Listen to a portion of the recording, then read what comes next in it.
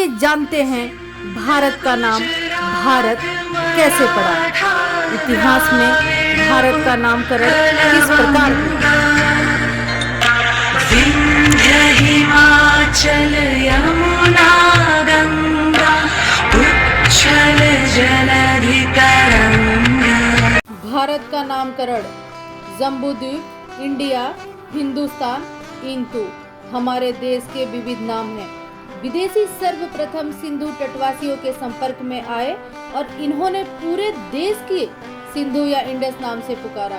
भारतीय उपमहाद्वीप वास्तविक रूप से त्रिकोणाकार है।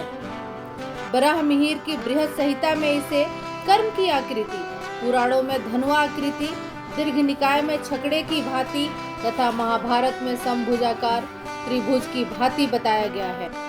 पुराणों के भुवन कोश अध्याय में भारत के भूगोल का वर्णन मिलता है। पुराणों में पृथ्वी को कमल के रूप का तथा ब्रह्मांड को अंडाकार स्वीकार किया गया है। पुराणों के अनुसार भारतवर्ष का नाम पड़ने से पूर्व यह देश अजनाब हेमवत वर्ष के नाम से विख्यात था। भारत प्रशस्ति का उल्लेख पुराणों में मिलता है। भारत का वर्णन the epitome of the world के रूप में भी किया गया है।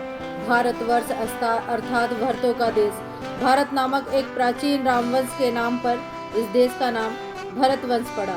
जिस भरतवंश के नाम से सारे देश का नाम भारत पड़ा, उसका राज्य सरस्वती तथा यमुना नदियों के बीच के प्रदेश में स्थित था। वहीं जैन धर्म के अनुसार उनके प्रथम तीर्थकर ऋषभ देव के पुत्र सम्राट भरत के नाम पर उस देश का नाम भरत पड़ा। भरत भारत के पहले चक्रवर्ती सम्राट थे। चक्रवर्ती सम्राट की परिभाषा कौटिल्य के अर्थशास्त्र में मिलती है। कौटिल्य के अनुसार हिमालय से लेकर समुद्र तक 1000 योजन विस्तार वाला भाग चक्रवर्ती राजा का शासन क्षेत्र था। यूनानियों ने इस देश को इंडिया कहकर पुकारा। सर्वप्रथम इंडिया नाम का प्रयोग 6ठी-5वीं शताब्दी ईसा पूर्व के इतिहास के पिता के नाम से विख्यात हेरोडोटस ने किया। तद उपरांत इंडिया शब्द का प्रयोग मेगास्थनीज ने किया।